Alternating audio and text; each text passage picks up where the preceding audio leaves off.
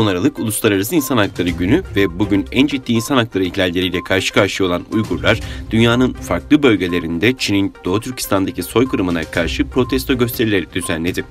Dünya Uygur Kongresi, Uluslararası İnsan Hakları Günü'nün 72. yıl dönümü arifesinde insan hakları ve demokrasiye dayalı güzel ve adil bir dünya inşa etmenin önemini vurgulayan bir bildiri yayınladı.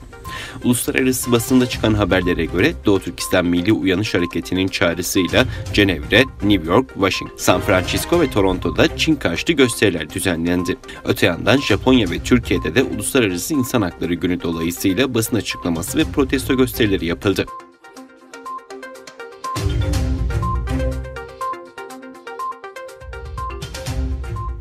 İnsan Hakları İzleme Örgütü, Çin'in Doğu Türkistan'daki Müslümanlara yönelik teknoloji aracılığıyla uyguladığı baskılarını gündeme getirdi.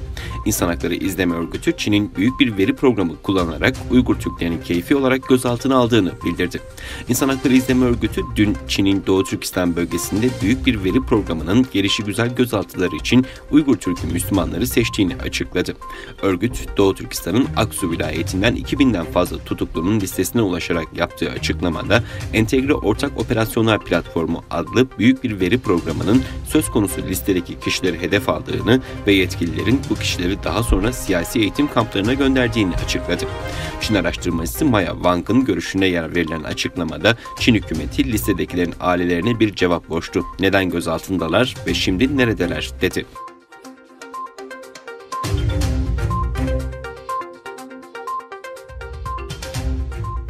Dünyaca ünlü futbolcu Anthony Griezmann, Dünya İnsan Hakları Günü dolayısıyla yaptığı açıklamada Çin'in Doğu Türkistan'daki faaliyetleri nedeniyle Çinli teknoloji devi Huawei ile reklam anlaşmasını iptal ettiğini duyurdu.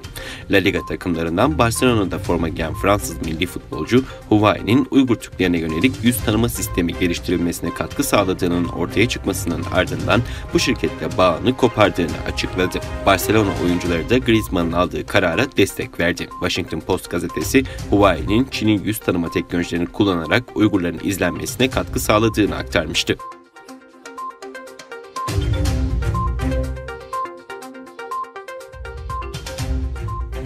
Amerika Birleşik Devletleri'ndeki Açık Toplum Üniversite Ağı, Aralık 2017'den beri kayıp olan Uygur folkloristi Dr. Rahile Davut'u beşeri bilimler alanında Fahri Profesör unvanıyla ödüllendirdi. Bu beşeri bilimlerdeki esir bilim adamlarına verilen ilk onursal profesör ödülü oldu. Rahile Davut kısa süre önce Integration Growth Organization tarafından Açık Toplum Üniversite Ağı direktörü yaptığı açıklamada Rahile Davut, Uygur kültürü ve araştırmasında uluslararası alanda önde gelen bir figür olarak tanındı.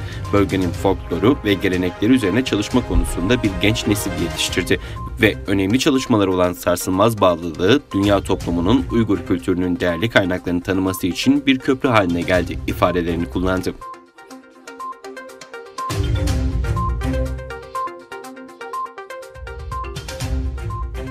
Çin, bazı ABD Kongresi üyelerine, sivil toplum kuruluşları çalışanlarına ve ailelerine yaptırım uygulayacağını duyurdu. ABD, Aralık ayının başında Çin Komünist Partisi üyelerinin ve ailelerinin vize alma kurallarında düzenlemeye giderek alınan vizelerin süresini kısaltmıştı.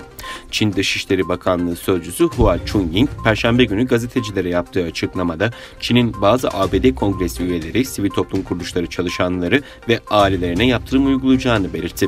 Hua, ABD'li diplomatik pasaport sahiplerine Hong Kong ve Macao'ya vizesiz seyahat kuralını da kaldıracaklarını bildirdi. ABD'de Trump yönetimi Çin'e karşı attığı son hamlesinde bir grup Çinli yetkiliye yaptırım açıklamıştı. Buna göre ABD, Hong Kong'a müdahale edildiği gerekçesiyle Çin Ulusal Kongresi üyesi 14 Çinliye yaptırım uygulayacak. Yaptırımlar kapsamında 14 Çinli yetkilinin ABD'deki finansal varlıklarının dondurulması ve seyahat kısıtlamaları uygulanması öngörülüyor.